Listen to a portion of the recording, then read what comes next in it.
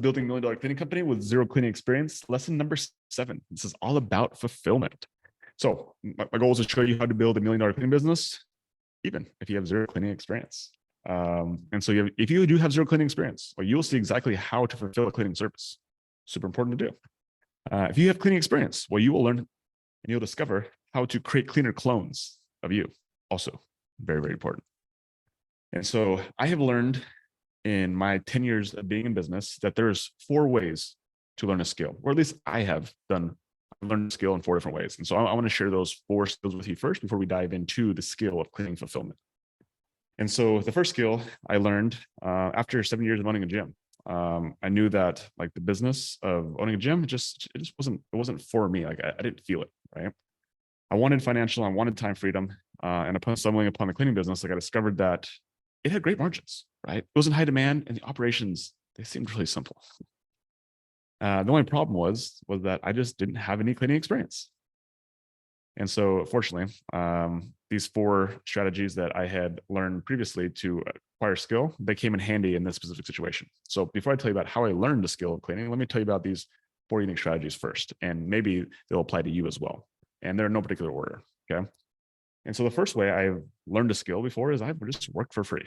And so the first time that I did that was about 5 months from graduating from college. I was getting ready to graduate with an exercise science degree, and I had 0 leads for getting myself a job in the fitness industry. And in fact, I had never worked in the fitness industry. I had tried to apply for personal training positions. Of course, I got rejected. I tried to apply for like front desk positions, like making people's smoothies and their coffees and folding towels. And apparently I wasn't good enough for that either. I even tried to be like a cleaner, like someone who walked around and cleaned the equipment, and denied. So out of desperation, I searched personal trainers in Bozeman, Montana.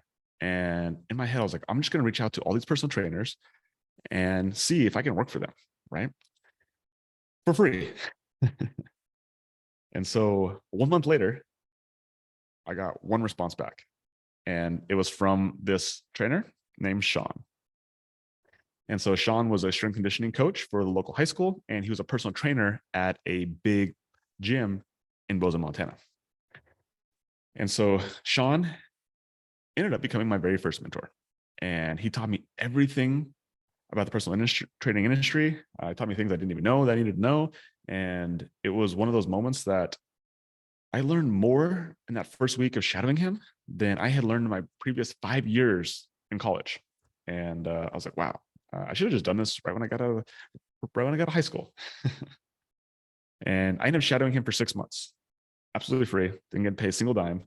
And because of that, he ended up giving me an opportunity to get in front of the right people who hired people who worked at the gym he worked at, and he got me my first job. And my first job was a front desk attendant. And I made $7 an hour, and I was making espresso coffees, Americanos, frappes, lattes, whatever they were. Like, I don't drink coffee. So I was like, it was actually really uncomfortable for me to learn how to make coffee. And I didn't understand any of the language. It was really fun. And then of course I made smoothies and all that stuff and folded towels. I got really good at towel origami, total side point, but I did that. And taking that job, it got me the next contact I needed to know, which was the guy inside that gym who actually hired personal trainers. And his name was Josh. And Josh and me developed a good relationship because I saw him every single day. I always talked to him. I had a good personality. And when the time came open for a personal training position and popped up, it was between me and like 4 other people who were also my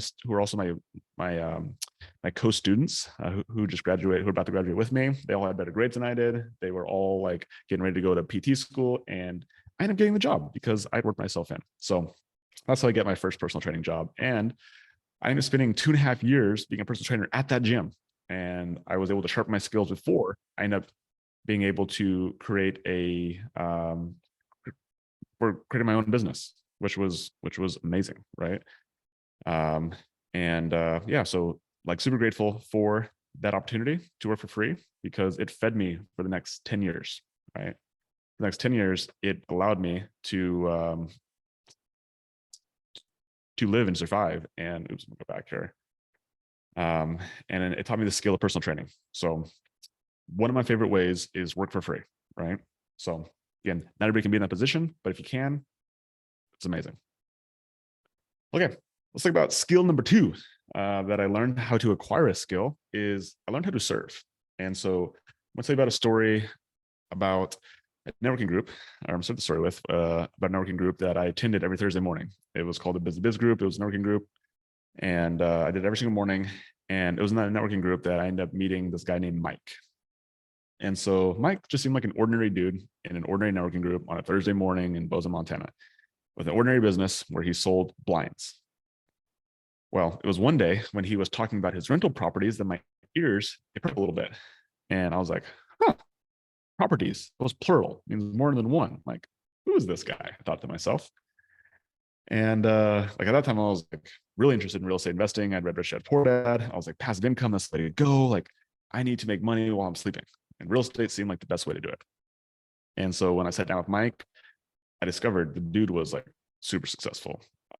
Again, at that time, I think he had like $40,000 in cash flow from his real estate. I'm like, $40,000 cash flow, that seemed like astronomical. It's crazy. This dude's amazing. And so I just wanted to learn how he did it, so then I could potentially do it as well. And I know you could definitely help me, but I thought to myself, like, how was I going to help him? And so I started to really think, dive deep, like, what could I do? What could I offer him? Right? Because it definitely wasn't money, definitely wasn't business expertise.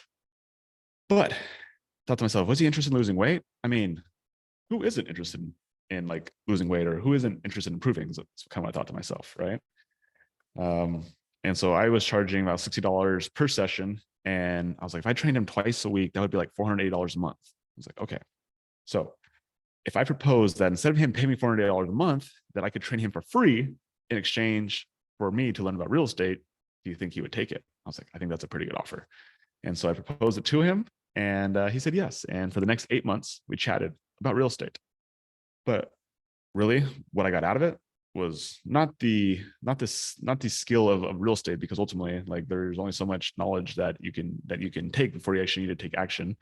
But I got the relationship, and that turned out to be the asset that I got from serving Mike.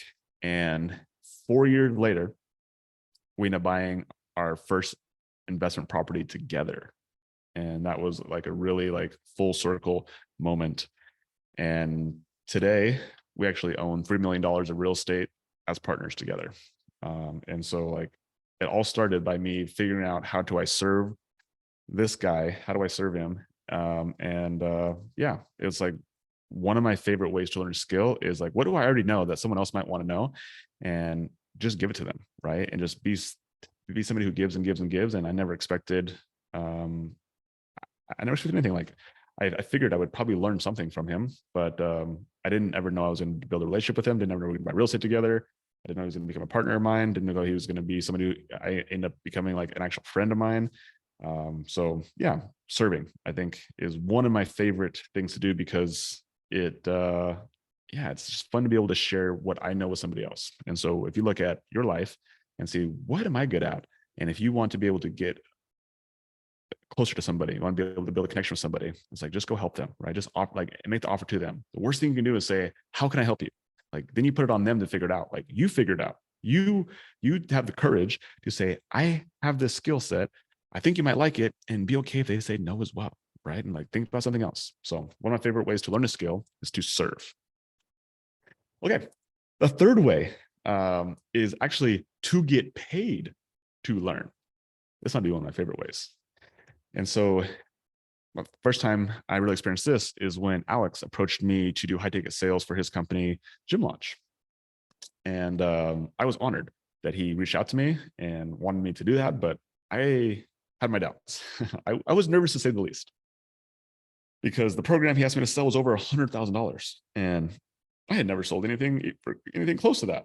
So my fears, my doubts, they were like, I'm not sure if I can do this. But I agreed, right? I agreed because I knew that it would be an amazing experience for me. I really wanted to help Alex out as well. I felt like it would be a huge win-win situation. And so his internal sales training was straightforward. It was really simple. It comes to find out that like selling $100,000 things is pretty much the same thing as selling $10,000 things, or selling $1,000 things, or selling $100 things. It's just there's an extra zero on the end. I learned the process. I practiced the words. I listened to the recordings. I did like sales trainings with Alex himself.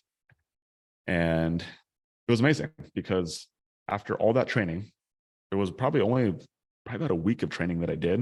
And after that, I started getting on like live calls. Like every time I made a sale, I ended up getting paid twice, right? Once I got paid a commission, right? I got paid pretty well, but most importantly, I got paid with experience, right?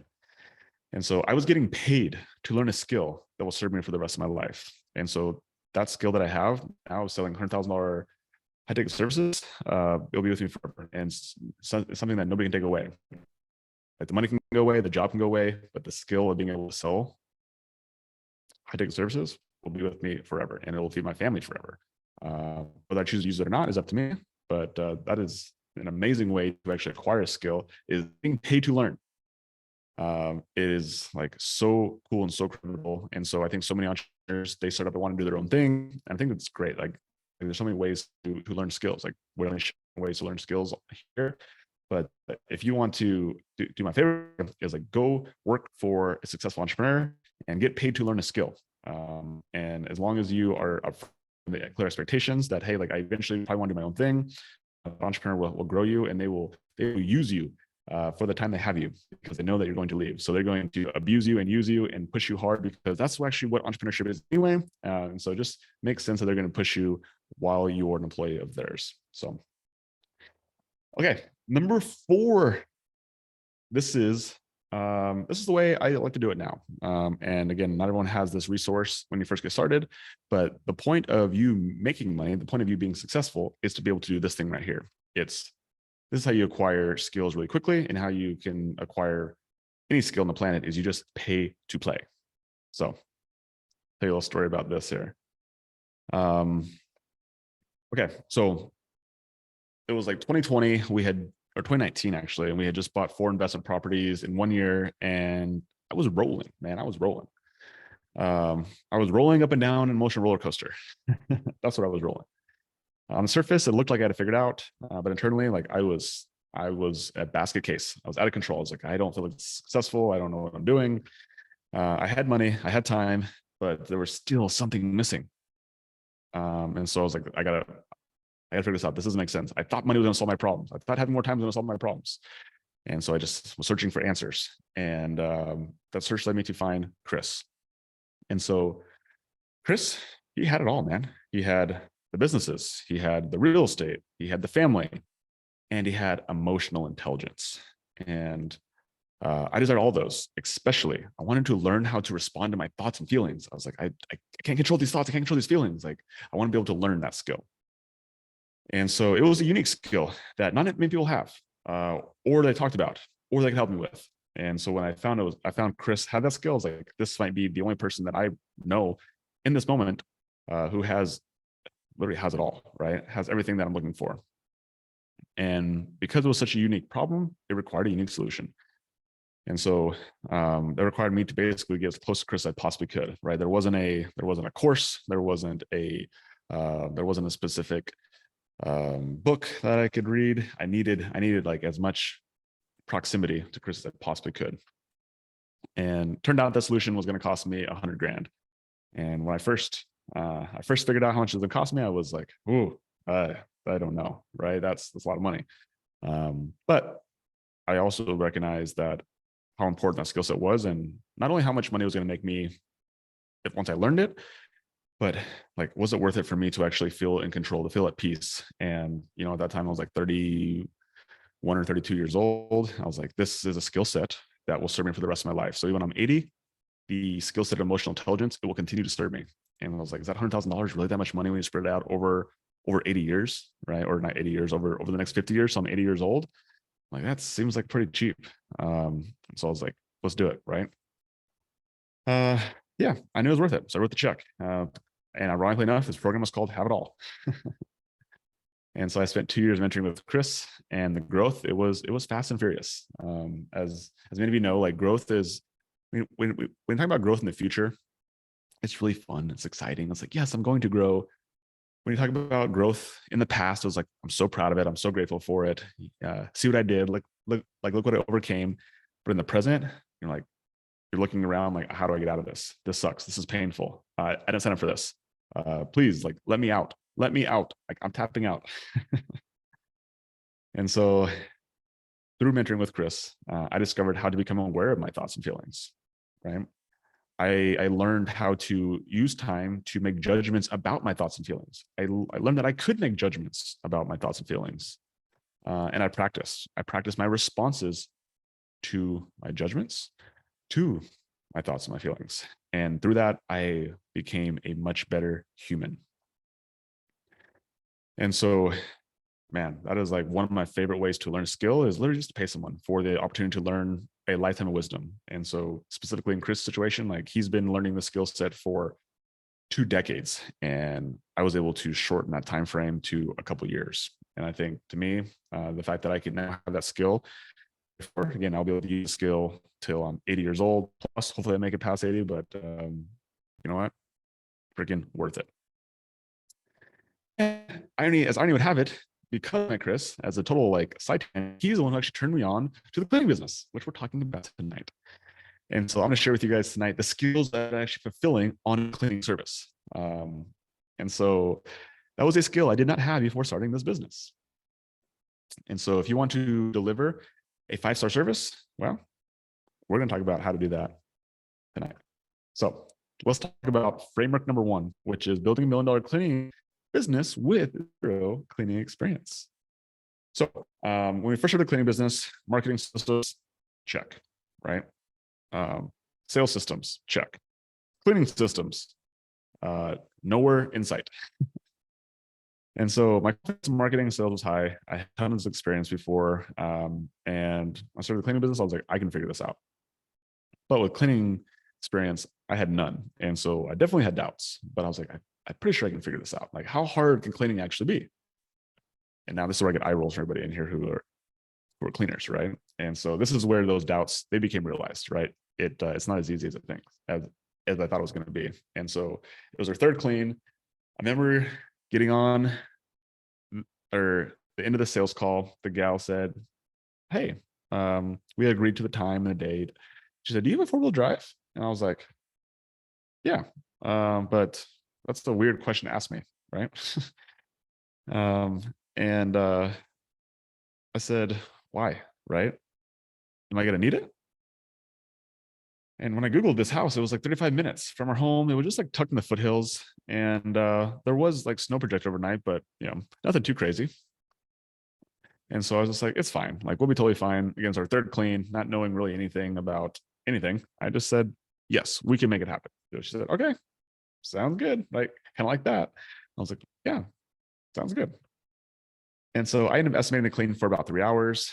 And the next day, after it snowed a ton, Katie, my wife, was the one who did the cleaning. Well, it took her an hour and a half just to get to the house. She spent over 5 hours cleaning the house. And then she took another hour and a half getting home because she got stuck twice, once on the way up, once on the way back. But she got the job done, most importantly. Or so I thought. Until the next morning, I received a mirage of pictures from this owner of this house. And as you guys know, when you receive a mirage of pictures, it's usually not a good sign. She sent pictures of window seals and baseboards and floors and kitchen and oven. And oh my gosh, I remember all the pictures. They just were flooding in. I was like, oh no, are these gonna stop? And literally her first like words that she said was like, was she even there? And I think she said it half sarcastically, but maybe who knows, right? And so my stomach was like, oh my gosh.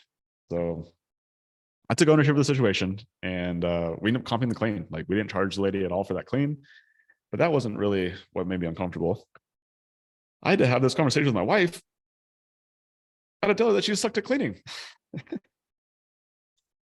Oh, that was a fun conversation. And so the reality was that our best was not good enough. And because that, like, we needed to do what was required. What was required was for us to actually become expert cleaners, for us to actually learn the skill and become great at it. because as much as we knew how to market and sell, if we didn't actually fulfill the product, it was going to be a long uphill battle. And so I'm so grateful that Katie took that feedback and she used it as fuel instead of, getting defensive and pointing outwards and like calling that lady, what. She said, I probably do suck at it.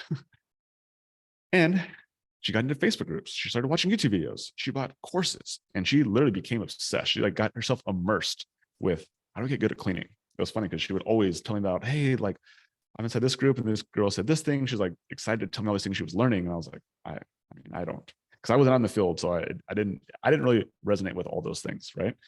But it was cool to see her get really excited about it. And so now, because of Katie did all that work, like less than 1% of the time does our company need to do correction cleans, right? And so I did this math right before this call. And in the past 3 months, we performed over 1,000 cleans. And we only performed 7 correction cleans, right? That's like 0.006% if you actually want to do the actual math on it. It's crazy, right? And so how did we go from literally having 0 cleaning experience, having to comp our 3rd clean ever, to now like we hardly ever get correction cleans? Well, with SOPs, right? We have really good standard operating procedures. So curious, you guys down if I showed you these SOPs? You guys cool with that? I'll get the chat going here. So chat, yeah. You guys ready for it? Nah, Lucas is nah. He says, nah, brah, I got it figured out. All the cleaners are so excited right now. It's awesome. Okay, so we have cleaning tech SOPs. So these SOPs are legit.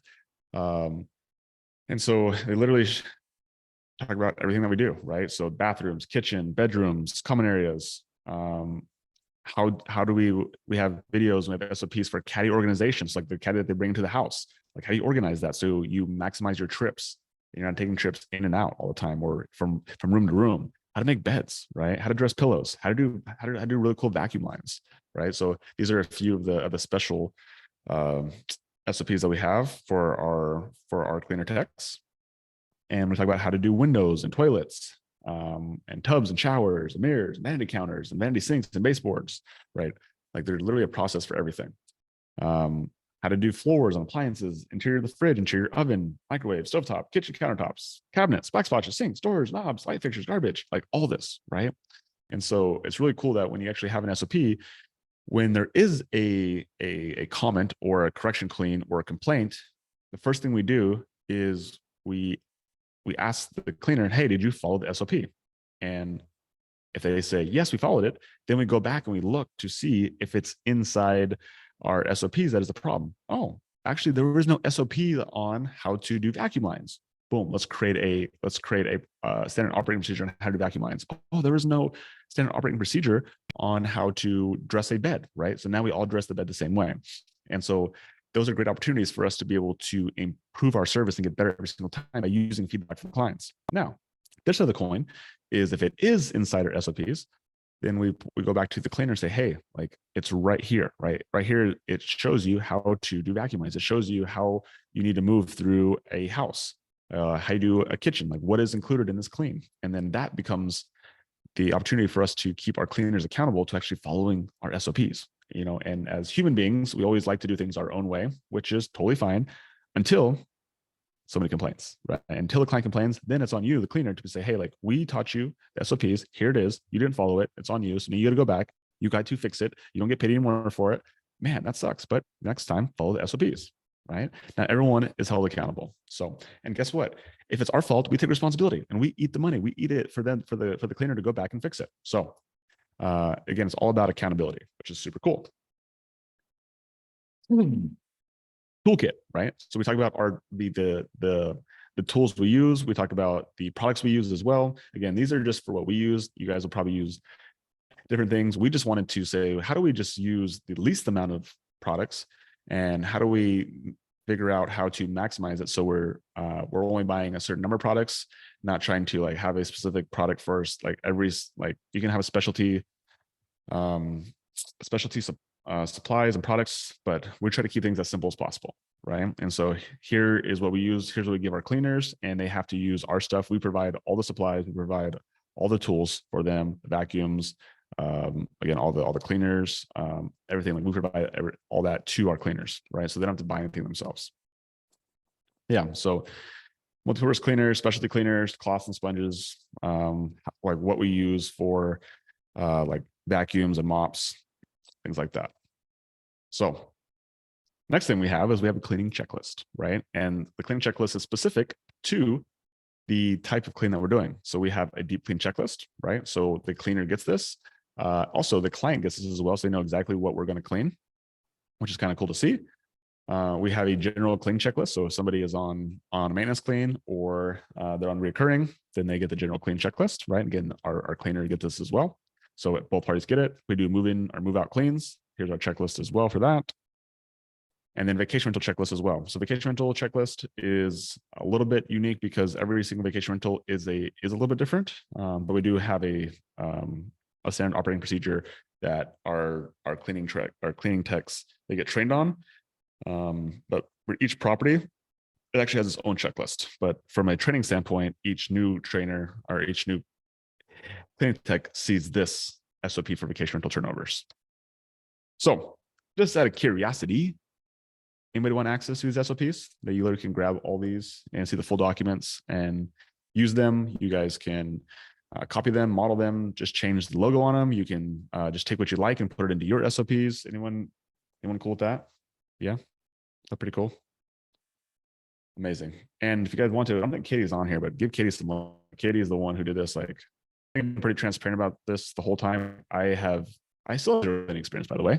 I just have really smart people around me, like my wife, like Katie D, like Jay and Rhea, and all the cleaners who are on our team. That they're the ones who develop these SOPs. And I think it's like really powerful is knowing that like you do not have to be the smartest person in the room. And in fact, like I know I'm not the smartest person in the room, especially when it comes to cleaning. And so I'm looking for people who are smarter than me. And that's the reason why SOPs are so good, is because I'm not the one who created them.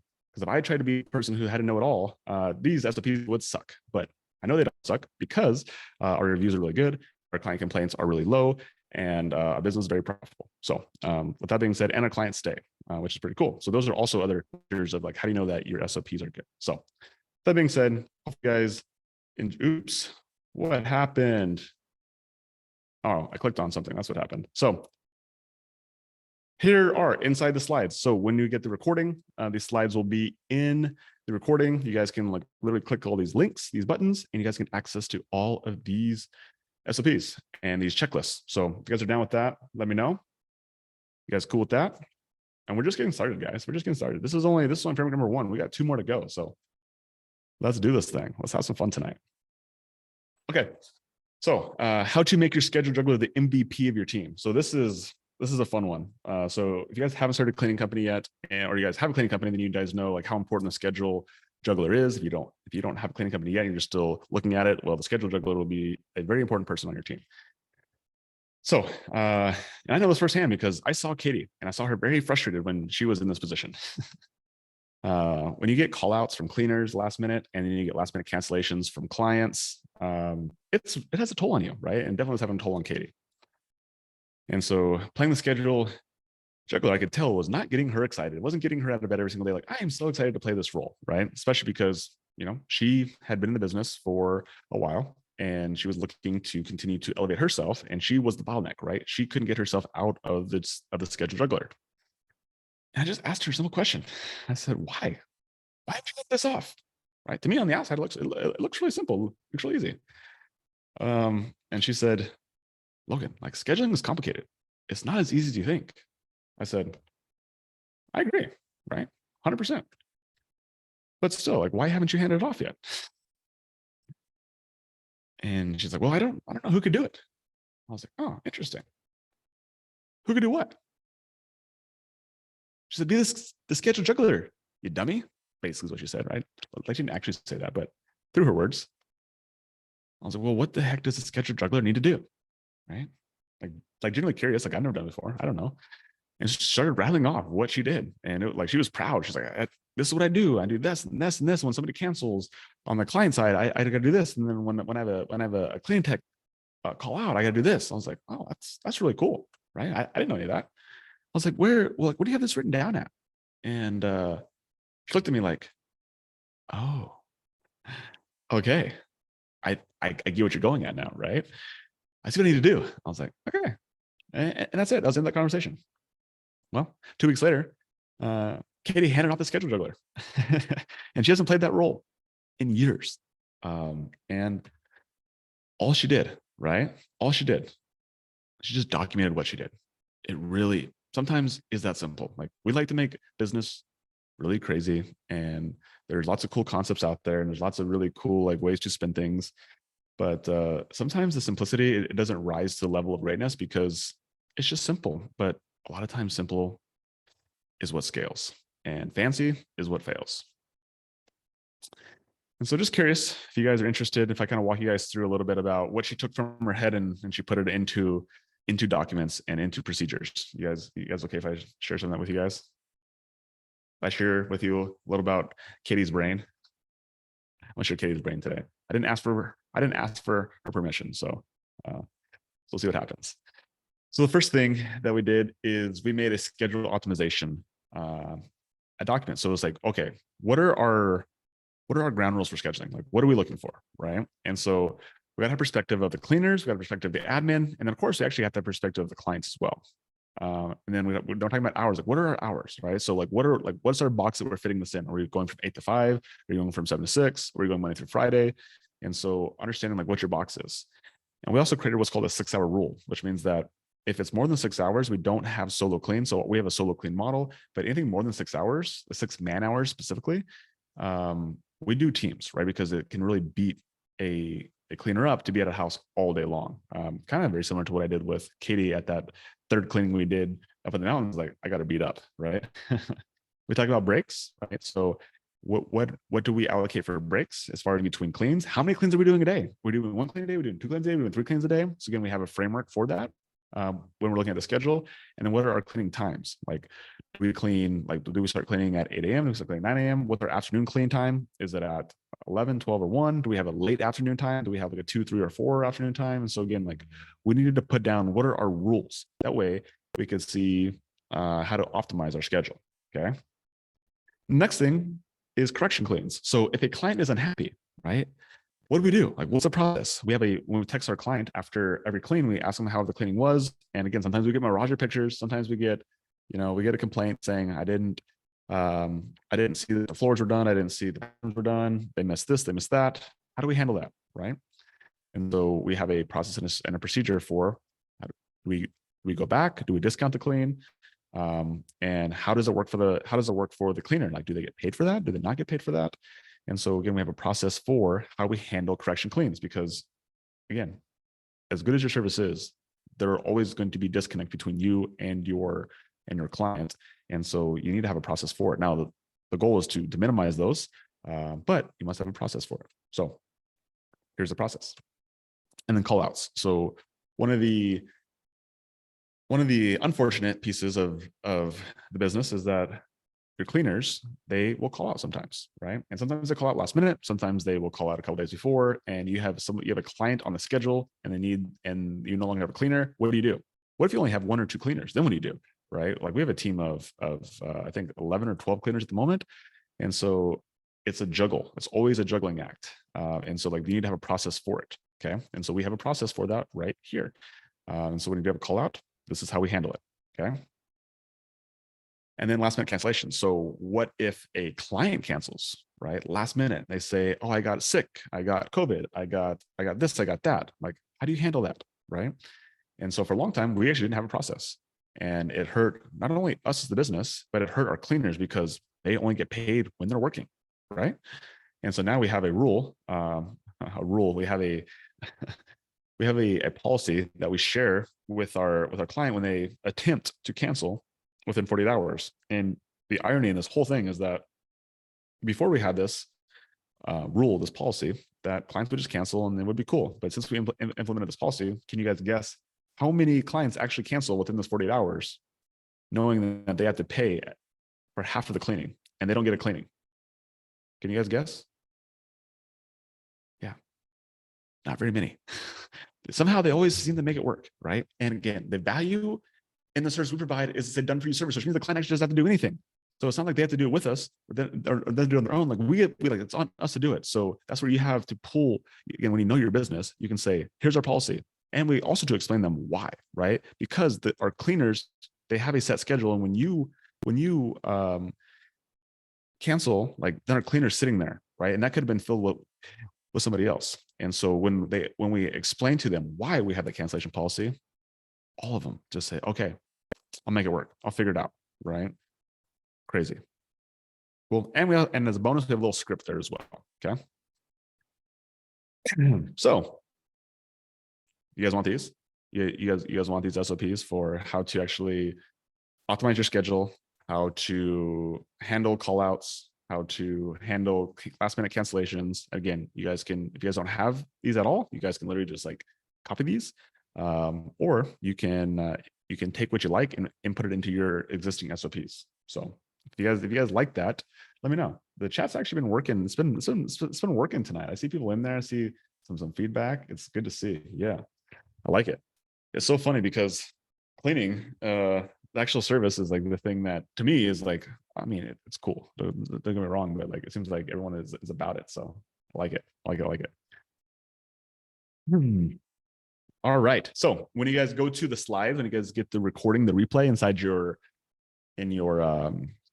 membership area, you can click on these links and you have access to these SOPs. So hopefully you guys utilize those and get value from those. If you do, again, let me know. You guys can reach out to me on the Facebook. So you guys can tag me on Instagram. Let me know that you guys are using this information, that it's working.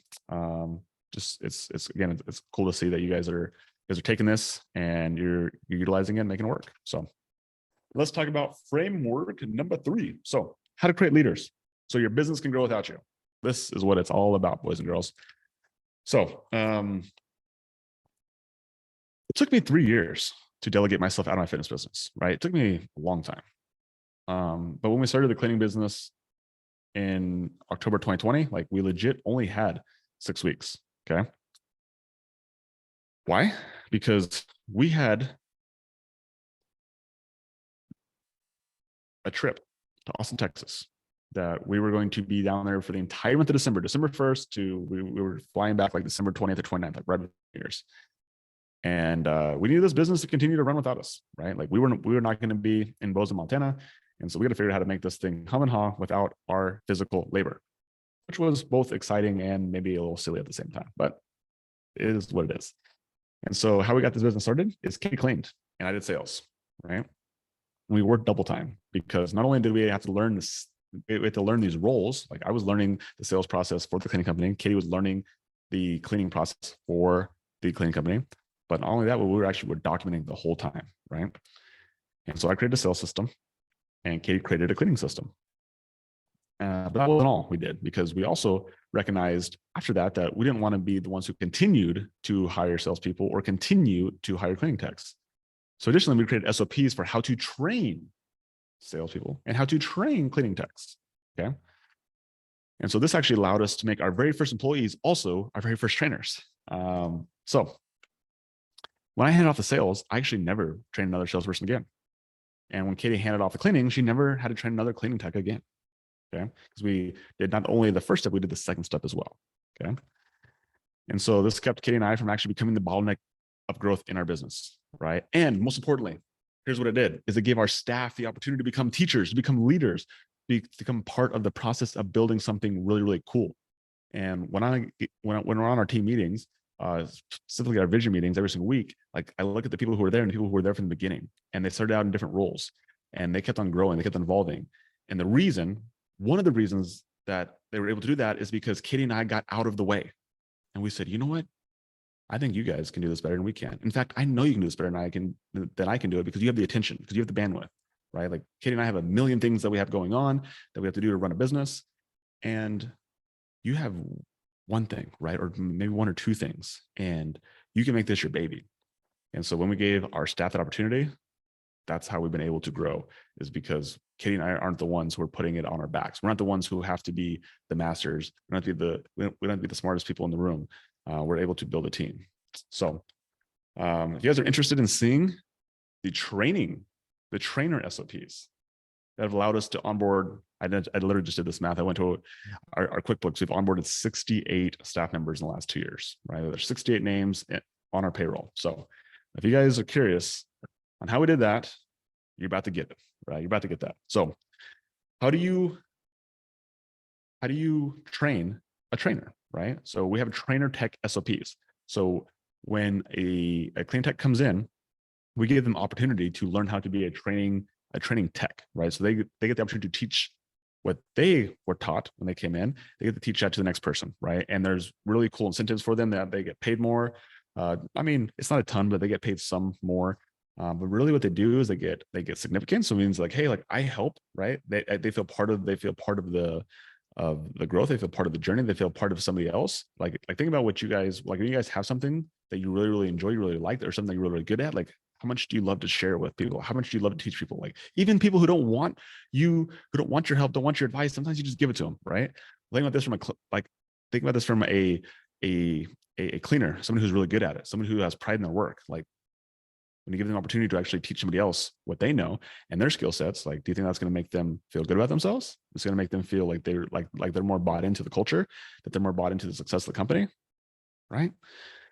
So when you understand that, then like it's really, really cool when you give people opportunities to be in leadership positions. And so the first part of our trainer tech SOPs is the goal. Like, what is the goal for the trainer tech? And the goal is to have the new Sparkle Boss, which we call our cleaning techs. We call them Sparkle Bosses. We try to get them to be solo cleaners after 5 days, right? So 5 days of training, that's the goal. And that's what everything we're working towards is, how do we get this person who's brand spanking new on their own in 5 days? And so we have a prerequisite of what the cleaner tech, what the new clean tech needs to do, but we also have a training portal for our training techs as well, right? They must show that they actually have a proven track record. They must be good at their job, of course, and they must be an effective communicator with our staff and office, because they do work a lot with our staff and office, especially in the onboarding process. So there's also a pre-training process as well that we have the training techs understand and know that they share with the new Sparkle Bosses, with the new cleaning techs, right? So when you set yourself up for setting yourself up before you go into a house with making sure you have all your supplies, everything ready to rock and roll, can just make the whole process seem a lot more seamless. And so we'll teach that, right? In-office training is in there as well. We teach them how to, again, how to stack pay, what supplies we use, how to do laundry. And so a laundry service that comes and does all our stuff. So we teach them like when they have dirty rags and towels, what to do with it. We teach them if they're running low on inventory, the process and system for how to ensure that they get stocked up. We teach them how to do maintenance, teach them how to use ZenMaid, which is our CRM. And so all these things are critical for them to do their job really well. And so our training tech, again, they obviously must know what they're doing, but then they are going to be the one who end up teaching our new cleaning techs how to do this. But again, they must know how to do it first. Okay, so we teach them how to do this process as well.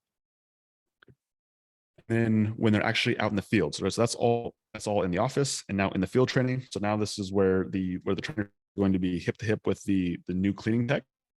And so we have a process that we work through, a 5-day training process, where there's basically a combination of observing and actually doing some training, and then they're doing some overseeing, and then they're checking work, right? And so this is how we do a hybrid model of, they do some stuff on their own, where they do office stuff on their own, and then they come in here and we actually do they go hip to hip with our new Sparkle Bosses, with our new cleaning techs, and just ensuring that they're doing a great job. So they're teaching the new cleaning tech how to approach into her home. They teach them how to communicate with the client. Again, it's just like teaching them how to do the job really well. So it gives the responsibility of the trainer tech. It's a big responsibility. It really is, right? Even what to do once they leave the home. Okay. And one of the coolest things that we've implemented through this whole process is that every single day during those 5 days, the trainer is actually doing a report on their trainee. And so this is just a couple of questions. There's a full report here, but it just gives us in the office a really good idea of like how they're doing out there. Because again, like all we know is that they're out in the field with with our training type, we're not sure how they're doing. We're not sure if we're seeing red flags. We're not sure if they're picking it up. Like, are they late? Are they picking their nose? Right? Are they doing a terrible job? Are they rude? And so this forum has been so good, because now every time we have a trainee, like, I get this report and I just look through it. I'm like, oh, okay, like no red flags. Like, that's always the first thing I look for, is like, you can see there's a question at the bottom, is like, was there any red flags? And when I see there's no red flags, I feel it's like awesome. When I see there's red flags, I'm like, oh, day one red flag, not a good sign, right? So the report, really cool. And then the trainers are also taught on how to prevent damage. So how do we prevent from damaging wood floors and ovens and stainless steel and wall art, knickknacks, furniture, and stone, right? So again, like, they learn this and they teach it to our cleaning techs, our new cleaning techs. Obviously, knowing the pH levels of certain cleaning products, knowing what's alkaline, neutral, and acidic. There's a chart here that they all know and they must pass a test on. And then just general time standards. Again, this is very general. It's going to be dependent on what type of clean they're doing, but it's just a good idea for everybody to know a general idea of how long it takes to finish, a room, whether it be a kitchen, bathroom, bedroom, and living area, especially for somebody who has no cleaning experience whatsoever. It just gives them a general time frame. So like, oh my gosh, it took me an hour and a half to do a kitchen. It's like, okay, well, why, right? Are you really that slow? Is the kitchen really that dirty? And we can just ask more questions because we have a general idea of like how long something should take. So, yeah, I love asking the question, and I love honestly seeing the answer. So I'm just going to ask it again. I love seeing lots of yeses. I love seeing, I saw one no. I saw Lucas said no to one thing. So Lucas, you're off the team, bro. You don't get one of these guides. But if you guys want these guides, you guys want these SOPs for, trainer tech SOPs, trainer's report, printing damage, cleaning product pH levels, time standards. Let's see it. Yeah, Lucas is out, he says. Awesome.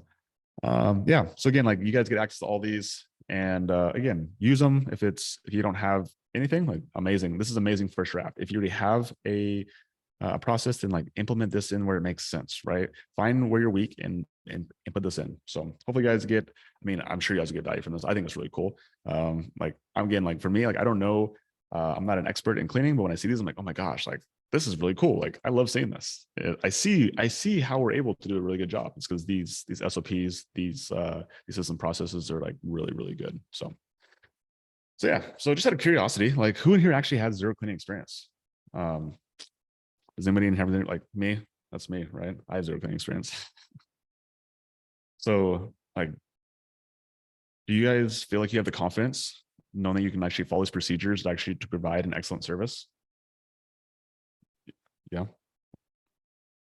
Again, like, I'm telling you firsthand, like, I don't have any experience, and we were able to figure this out. And so, dude, it's really cool, right? And so the fulfillment system is the last system in the chain of cleaning business, right? It's the last system that we're going to talk about in this chain, right? In the connect chain of the cleaning business. And so up to this point, we've actually performed 7 masterclasses. So this is number 7, right? So thank you guys who've been on. I've seen there's a couple of you guys have been here on all of them, which is really cool to see. Some of you guys have been here on most of them, which is really cool to see. And the fact that you're on this one is really cool to see. But we've performed 7 of these, right? So we started with clarity, like getting focused, like knowing what your target is, knowing what your goal is. It's the most important piece. And it's the piece that 99% of people just skip over because they want to go and they want to take action. They want to get to work. And taking action on getting clear on your goals is where I recommend starting. Like, if you get clear on what your goals are, that is a big portion of it. Like, I hate giving, arbitrary percentages to anything, but it is a big piece. It is very important. Like, when you know where you're going, it becomes easier to get there. So get clear on what you want, right? Get clear on your revenue goals. Get clear on your profit goals. Get clear on like what your time goals are. Get clear on what your goals with the business. Like, is it the first game? Is it the last game? What's the end goal with it? Like, when you get clear on it, all of a sudden it's just like, okay, this makes sense. You make decisions based on the end, where in the beginning it's like, you could pick either way, right? You could pick either way. So that was our first training, was on clarity. Then we did about marketing, right? We talked about automated funnels.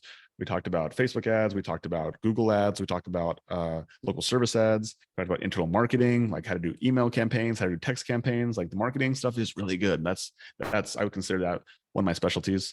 And so that was the second training that we did. The third training we did was on sales.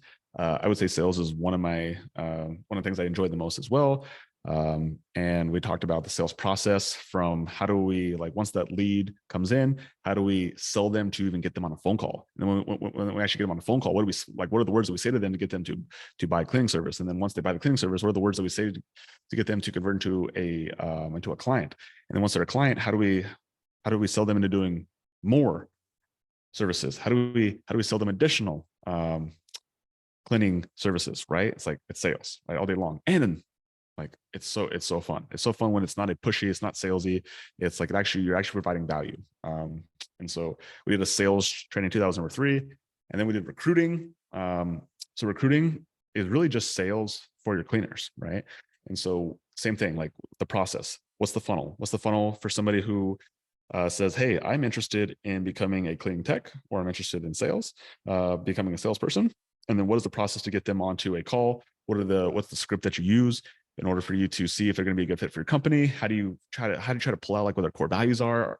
Are they going to be here for a long time or a short time? Are they somebody who you're just borrowing, or is somebody who's going to stay here and leave a legacy?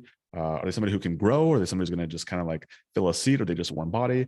And so the recruiting aspect is a really important piece, and sometimes the most overlooked part of any business. But in the cleaning business, it is side by side just as important as the marketing funnel. Okay, you need people, you need new fresh blood, new cleaners coming into your business all the time. So that was the next training we did, was recruiting.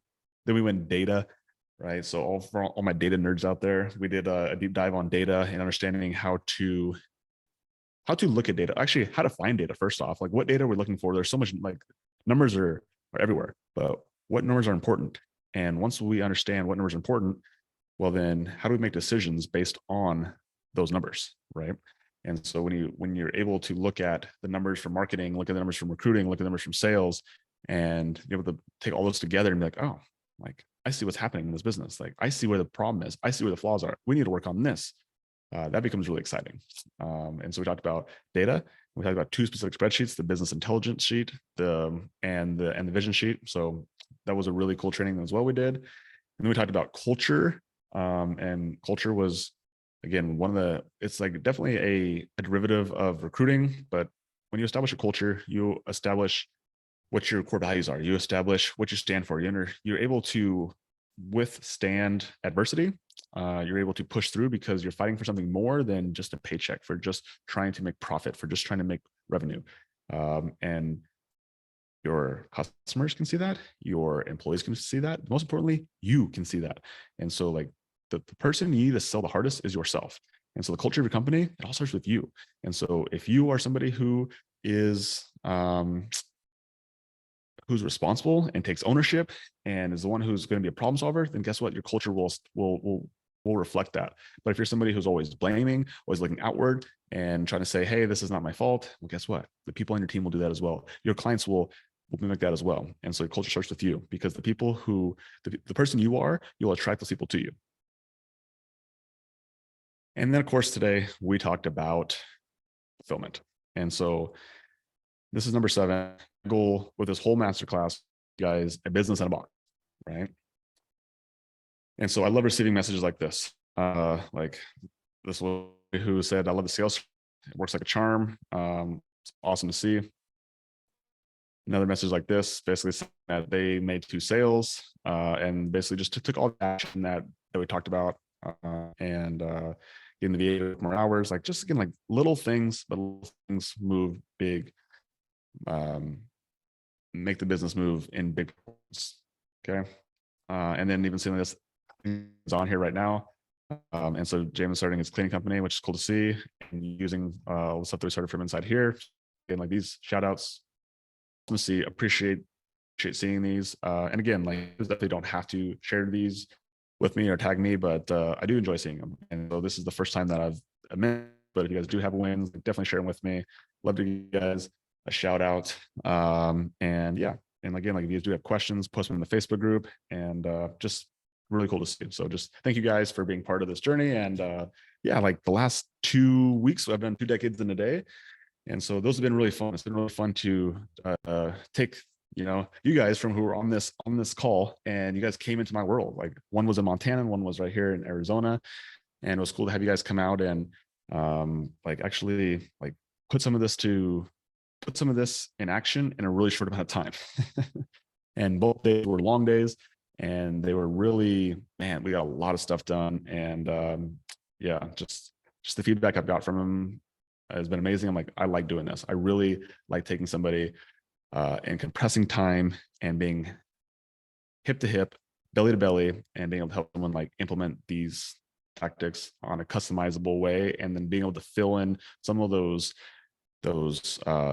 gaps that you guys have, and like really clear, like concise, like this is exactly what you do ways. So past a decade in the day, huge shout out for, I think there's 2 people on here. Yeah, you guys are on here. So Sarah and Stephen were on here yesterday. They were amazing. And I think Tamara's on here as well. So just like big shout out to you guys for taking the leap. And again, thank you guys for the opportunity. And it's been, hopefully it's been as fulfilling for you guys as it has been for me. And so if you guys are unfamiliar with Decade in the Day, well, it's literally like taking 10 years of business and like literally trying to put it into your brain in one day. And it's definitely more of a metaphor than actuality, but we definitely try to cram as much stuff in there. And like full transparency, like you will feel your overwhelm will hopefully be triumphed by the excitement that you also feel to know like, okay, now you know what to do, right? But you definitely get both feelings.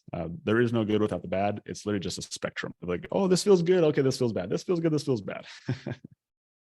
But what you can expect, like the whole goal is to get what you need, right? And so we definitely want to get your marketing funnel set up. So that way you have leads, you have people coming to your business, you have people you can talk to.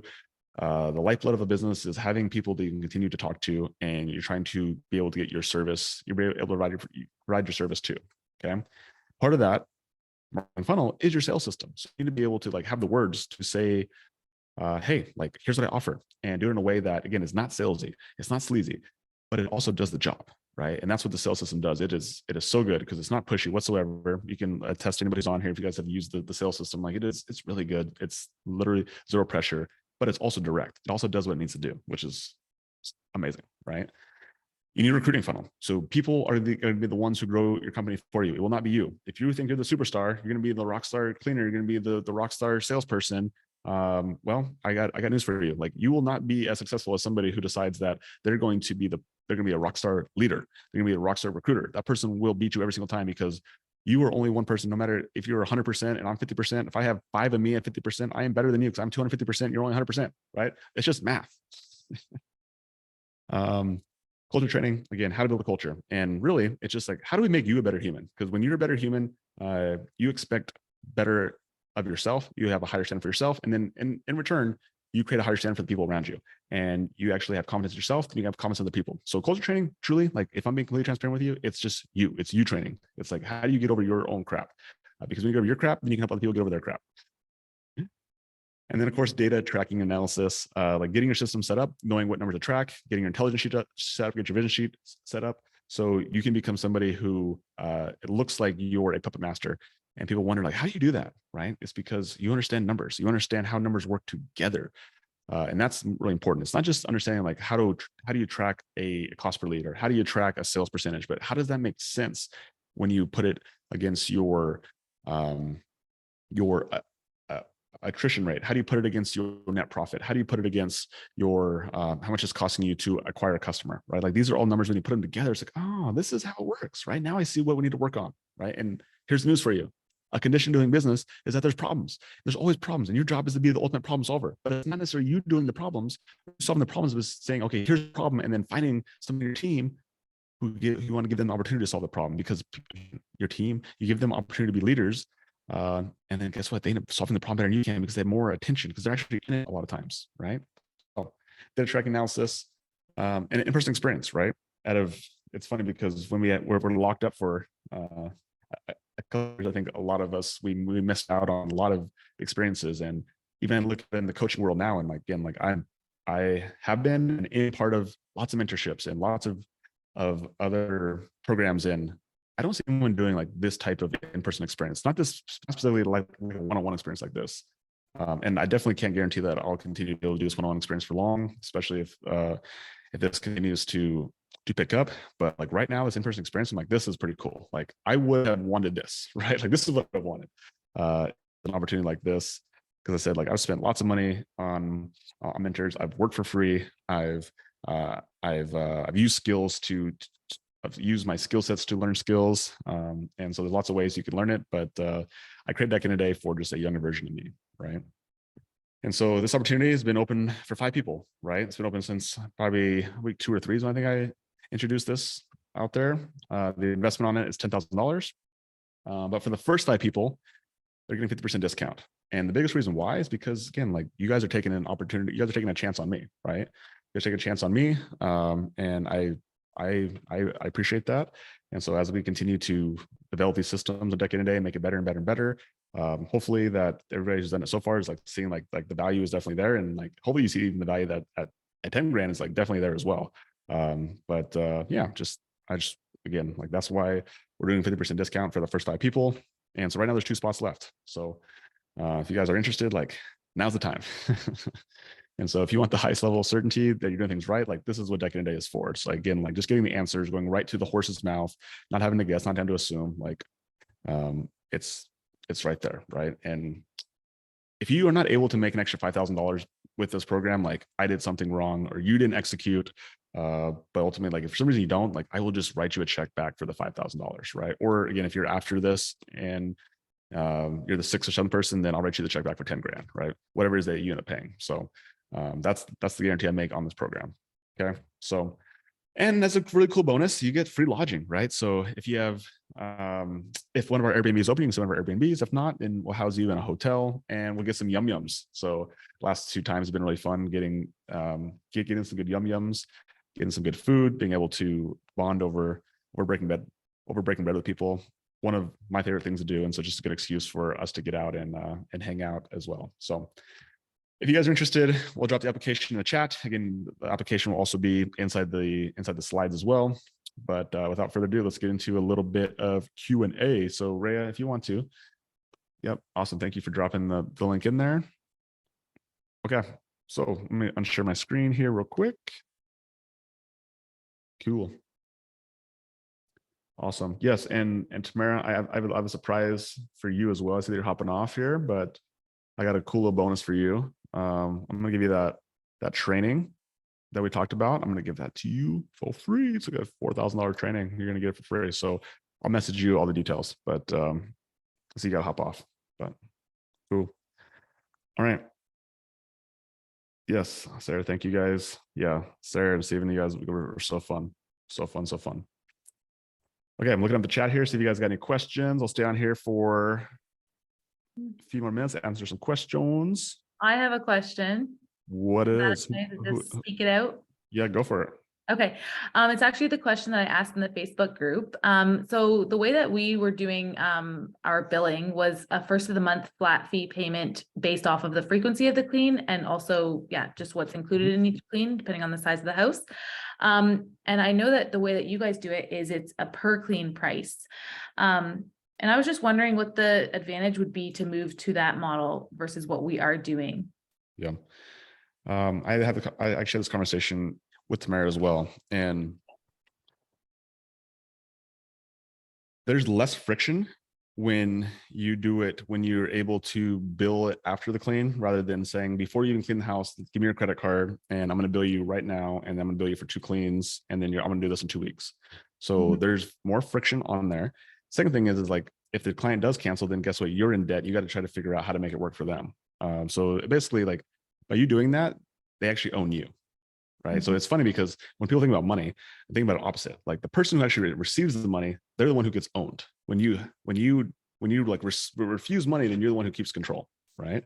Right. And so in this situation, like you keep power and control when you wait, it's not waiting, but like when you bill after the clean, that's one piece of it. And from we've been billing for almost 2.5 years. I mean, not quite 2.5, but close to 2.5 years. We've had maybe 1 or 2 people who actually have not paid. Right. Wow. That's it.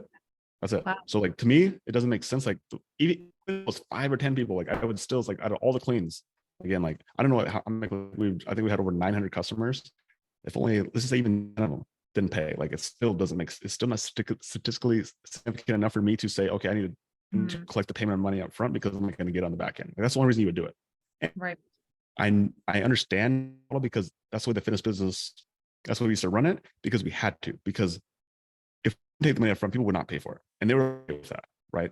Right. And that's a done with you service versus a done with services that most people are good humans, right? That. And when they don't when the service is done, like you feel pretty bad, right? Now, if they have some responsibility for it and you have some responsibility for it, then there is a little bit more wiggle room in there where they're like, oh, you know what, they didn't do their job, so I don't feel like paying them. And then definitely on the other side of it, when it's like a done on your own course, and like you just buy like a course, like people are really, they feel really comfortable just refunding those because they don't feel like there's any loss for you as the business, because like you put a product out there or a course out there, it didn't cost you anything, they bought it, but they didn't use it, so they don't feel bad refunding. Does that make sense? So that's why understanding like where you are in the chain of like done with you, done for you, and then done on your own. I prefer to have less resistance because we sell way more people because of that, and we always collect. Now, it is a little bit more pain on the back end to our office staff, to our VAs, to have to collect that money, because that's send follow-up text the first time to get the payment. But after that, we have the card on file. So at that point, then we can charge it whenever we want. So the very first sale, I think, is the most important one from the standpoint of like you want to establish that relationship. And then once you have the card on file, you can just charge it whenever you want. So Right. Okay. So with that being said, because I answered this with Tamara as well, is like, I think if you have your people already going the way they are, I think you just leave it, right? But with new people, I would do this. With new people, I would start establishing this the new way, and you can just test it actually. So it actually becomes a great test, and it's not going to hurt your business, because again, like these people will pay. Just also know that you'll need to anticipate a little bit more work for your office staff, whether you have VAs, whether you have an American on the office staff, that they will have to do a little bit more work to collect that payment, or to ensure that your outstanding collections, like that'll be a number that you track, right? So that's something that we track, is our outstanding collections. And I also track it from a 7-day, like less than 7 days, not concerned. More than 7 days, that's when I start to say, okay, what's going on here? Right. That makes sense? Yeah, definitely. It's interesting because today I actually, for the very first time, used your script on a call, and whatever, it's my first time, but I can do definitely better. But I sold her, and she was just like, she was so just like, I need this, and I know it's expensive, but that's okay. And I felt like it was a completely different conversation I was having than the way that I used to do it, because when I usually would give the price, it would be this huge sticker shock of like $400 to $500, right? Where they're like, people are confused, understanding, oh, that's for a whole month. Wait, how many cleans is that? What's that per clean? And whereas I just told her the per clean price today, and she was just like, yeah, like that's a good chunk of money, but like, I need this and sounds good. And I was like, what? So I think it's the psychology of the amount that you're saying as well. So I think that we're going to probably move forward doing it that way. You were also making 2 sales. So again, like you're using the same system that Tamara is using, correct? Because you guys came from the same coaching group. Yeah. So here's the problem I have with that. And again, like it's funny because everything I see in that group is like what we used to do with fitness sales. And so like I see why it makes sense for fitness sales, but to me, it doesn't make sense for cleaning sales, because it's not like, it doesn't have to be a hard sale. Like again, it's a done for you. Like we talked about in one of the trainings, like the value equation. I don't know if you guys have seen that one, but the value equation for cleaning is much different than it is for fitness. So like the way that that is being sold is for something that has a low value equation, but this one, like you don't have to do all that stuff. So one of the biggest problems with that though, is that you're making 2 sales. You're making the first sale and you're trying to make the recurring sale. And so the client gets confused because they have to make 2 decisions, where if you just give them one, like, let's just do one thing, right? It's almost like, you guys have kids yet? Do you guys have kids? One, yeah. One kid. Young, how old? 10 months. Okay, so really young. But maybe you guys have nieces or nephews, or do you guys have anybody who's like young kids? They're really good salespeople, right? Because you know what they do? They get you to say yes, right? They get you to these micro yeses, and my youngest daughter is so funny. She just turned 4, and I can tell when she wants to get something, because she says, she starts to butter me up. She's like, hey, Pops. And she'll ask me for something that I know I'll say yes to, right? It's like, hey, like, you know how I love to eat protein, right? You know, I love to eat my main food first, right? Yeah. She's like, okay, yeah. So like, if I eat my protein first, do you think then after that we could get some protein? I'm like, okay, sure, right? Yeah. And so when you understand, like, just Actually, I don't know where I was going with that, but anyway, the whole point was that you want to make one sale, right? And so Right. right now you just want to get them to say yes to the first one, and then once you make the first sale, then you can talk about frozen yogurt. So get them to say yes to the protein, and then once they use the protein, go get the frozen yogurt. So get your first sale, and then talk about recurring after that, right? Right. And it also puts you in a power position because you say, hey, like we don't accept everybody, right? So if you see how it's laid up, like I'm not here to make a sale. I'm here to make customers, right? I want someone's gonna be here for a long time. Now, doesn't mean that we won't do one-time transactions. That's not what I'm saying. But that's what we're looking for. That's our ideal target.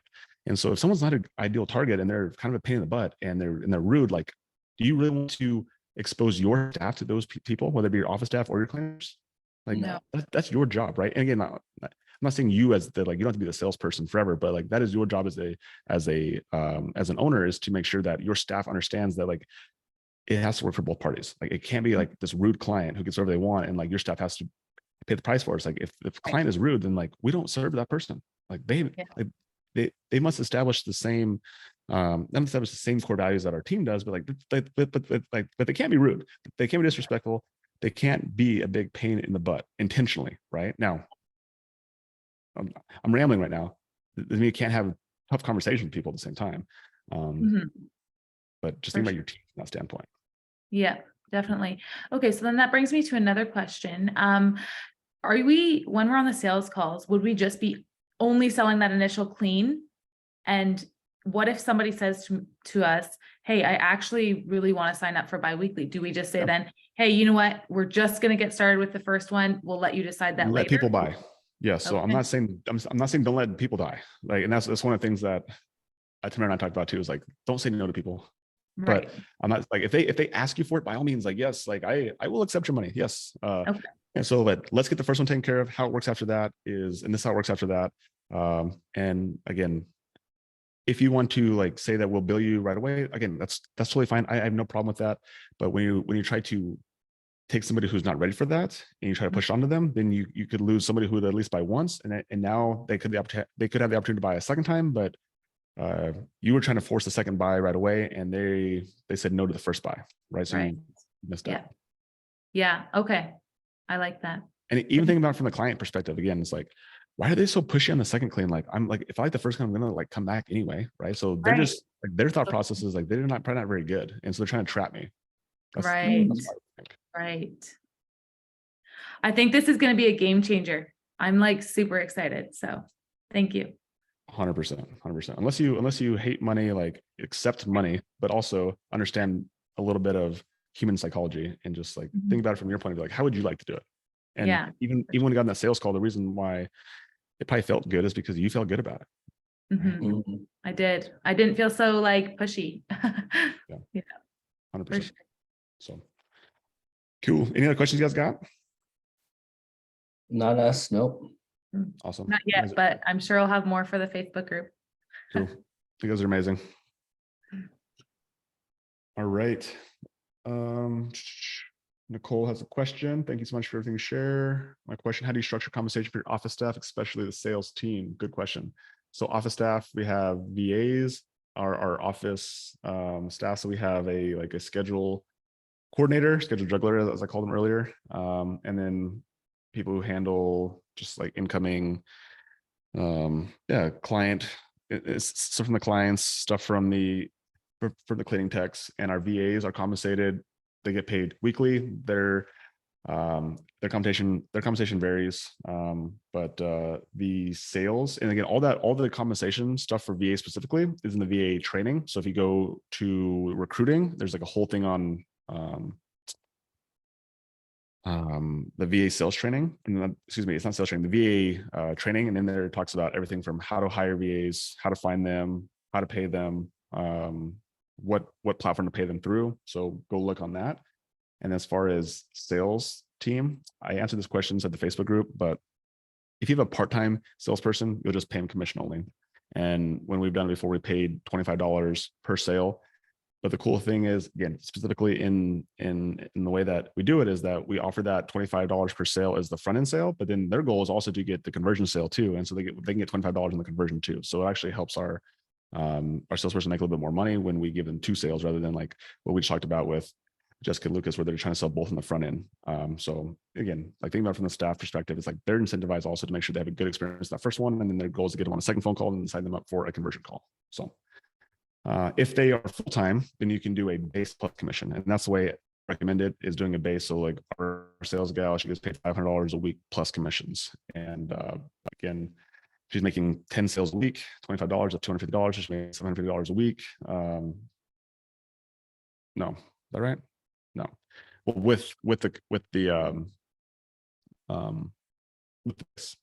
So, but our salesperson, sometimes I checks from her like over $1,000. So she sells more than 10 people a week sometimes. But again, that's what we, again, depending on if you're full-time or part-time. If it's part-time, I recommend just doing commission only. If it's a full-time person, do a base plus commission. Replays, Chris Gray. Yes, sir, my friend. So, thank you. Yep. So click on that link and go create your account, and then all the replays and trainings are in there. All the things I talked about earlier, they're all inside there. And then all these slides that you saw there with all the links. Thank you, Rhea, as well. Cool. Okay.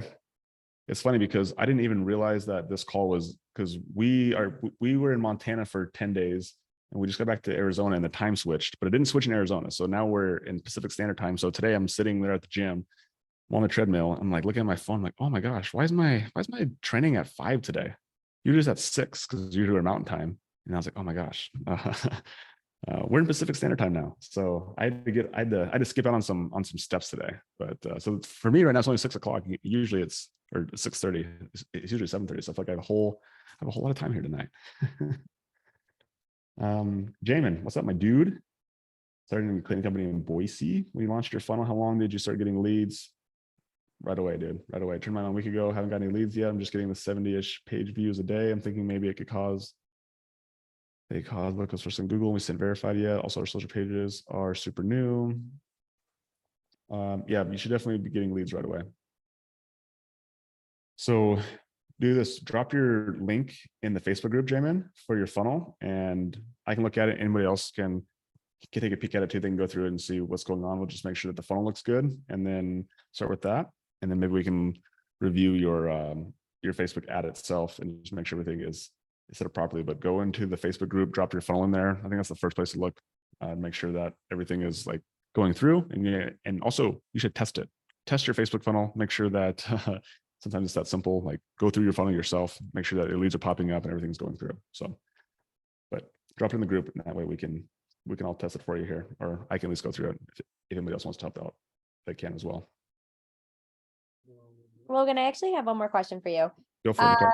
So it's kind of because I was reading Jamin's thing, and I started with the funnel as well.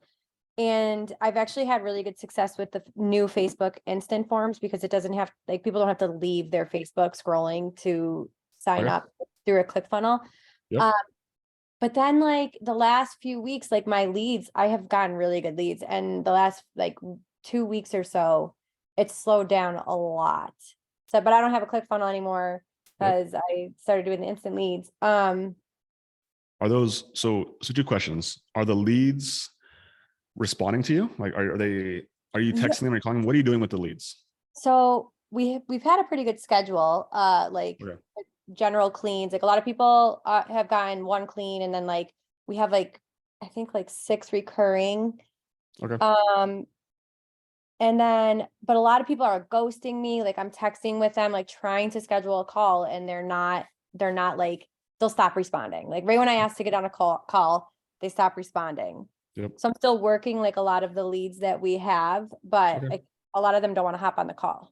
Yep. Okay. So awesome. Number 1. And again, this is where, just because I've done it this way doesn't mean that it's the only way to do it. And so anybody who's out there who wants to play with doing the lead forms, I think it's great because it keeps you from having to go one step further. So Nicole's obviously showing that it works, which is cool. And then the second piece of that is, okay, so let's talk about the lead slowdown first, and we'll talk about the actual lead nurture part of it. So lead slowdown. So ads on Facebook, they get fatigued really fast. And so I'll give you a little bit of perspective. When I was running the fitness business, we would update our ads every 2 or 3 days. like new ads. And I would make by probably 10 or 15 ads every time I did it. And so I was doing hundreds of ads every single week because like they would start out really hot and then people would see it and then they would die down. Right. And that's just kind of the way Facebook does, is that they lead the marketing is really hot. It pushes it a lot and then it just like it dies down. So the amount of reach it gets, the amount of opt-ins it gets, just everything goes down. So the first thing I always recommend is like if you have really good success and it slows down, great new marketing ads, right? And when I say new, I literally mean just like change the picture, right? Change the picture, maybe change an emoji. Like if something is working, don't get too like find a derivative of it. Something that's just going to like, it looks different, it's got a different wrapper, but it's the same message. So that means that the offer is the same, but where they're going the same. I would say that ad copy is the same. The only thing I would probably change, one thing I'll show you, the only thing I change is just the picture and maybe the headline. That's it. Okay, yeah. Okay. Facebook has told me like twice, like my ad creative has been fatigued, pretty much is what they say. So, Yeah, 100%. okay, I'll keep the ad copy though and change the picture. Yep, that's it. And just again, then are you running an ad right now? Or are you running two? Or are you running? How So much? right now I'm doing a split. So I have two right now that I'm running a split on. I changed the pictures, but I also changed the ad copy. I'm still offering the free cleaning voucher. Yep. I have like, I started the new one yesterday and I've gotten like 3 leads off of them. I'm just There you worried that I've exhausted my audience. And so can you, How big is your market that you're it's working like, in? I think it's 47 to 59,000. Yeah, cool. Yeah. Yeah, our market's 22,000. Okay. Okay. Yeah. So definitely enough people, and we've been running it for 2.5 years straight. Like I've never once turned it off, ever. Okay. Ever. So ever, I don't need to add. Ever. Okay. All right, then I will never change it. But so I don't need to narrow, I guess I don't need to narrow it down more then. No, no, absolutely not. Okay. Like that's a good market size. Again, you just need to change the creative. Like Okay. think about it from your perspective. It's like sometimes you see an ad and it takes you 4 or 5 times, and then all of a sudden there's a new picture, there's a new little hook. You're like, okay, this finally caught my eye, right? And so understand how marketing works. It's not the first time people see it. It's like the 7th or 8th time that they see it. And that's when they finally decide to opt in. Okay. Okay. And once they opt in, now that's going to go to your next problem, is that then all of a sudden they gave you as a stranger their contact information. You reached out to them. They were hot for a second, and then life got in the way. Okay. Yeah. Most people think of that they just ghosted them, right? And you even said that you took it personal. When you are able to empathize, I want to say empathize, when you have that empathy for the prospect, for your future client and customer, you must understand like why they're reaching out to you. Do you think this person has all the time in the world? Do you think that they're reaching out to you because they just like have nothing to do and all they want is they want their house cleaned because they have nothing to do besides talk to a salesperson about cleaning their house? Yeah, I know. Okay. So just now, have empathy for them, and just understand that like that's your goal, is to continue to follow with them, show them what you're capable of before they actually make you a client. So the fact that you're going to continue to follow up with them, you're going to be persistent, and you're going to do it in a way that's funny and creative. And you're going to do it through maybe different promotions. We talked about, I think it was training number 2, we talked about the intro marketing. This is where you have a cool April Fool's Day is coming up, right? Hey, April Fool's Day, guess what? We're offering something really silly. And they're like, just joking. But hey, if you're interested in clean, I still have that free cleaning voucher. What do you think? Right? Like, okay, yeah, that's a really good idea. So then some people who were like, oh, call me, because I have like 4 ladies that were wanting me to call them, but they never, like I missed their calls, they missed my calls, whatever, like I was doing cleanings. Should I just call them, or should I try reaching back out through text? think about it from, I just don't want to annoy them and then text me saying stop, because then just call like completely doesn't let me text them at all. 100%. So again, like you must be willing to do what it takes. And again, like if you believe in your service enough to say, I'm going to continue to reach out to you because I understand my avatar. I understand my avatar is busy. Like are you annoying them, or are you being persistent? Are you showing them that you're going to be somebody who's going to follow up with them and that you're going to make sure you do a great service? Or you're somebody who just says like, I don't really feel comfortable with my service. So like you opted in, but I'm like, I'm afraid, I'm shy, I'm timid, and I don't really want you to try my service out. Like, you'd be surprised at how much respect you get, like continue to follow people. And again, doing it in a way that you are doing it respectful. Like, hey, I'm not trying to bother you. I see that you opted in here. And because we're running this thing, right? You like give an excuse, always find an excuse. Don't That's why I'm calling you. Hey, I'm calling you because I thought about, I have this, it was April Fool's, right? Like if you give people an excuse, that's all they need. And then that's it. All right. Thank you so much, Logan. Hey, you're amazing. And so, yeah, so Amy, listen, Nicole just gave a cool little nugget on there. If you're having problems with your funnel, you could just try the Facebook lead ads. I think that's what they used to call them. I think that's what they're still called, or lead forms, maybe is what they're called now. So yeah, thank you for sharing that, Nicole. Cool. All right, guys. If you guys don't have any other questions, then I'm gonna hop off and go see what the fam dam is doing tonight. It's like we have so much time for activities. I don't know what I'm gonna do. But just appreciate you guys. This recording will be in there tomorrow. Yeah, we'll be back here next week. Next week will be our last masterclass. So wrapping everything up. Appreciate you guys for being on here. Again, if you guys interested today, you want to hang out with in Mesa, let's hang out in that. I'll see you guys next week. So, happy Thursday, guys.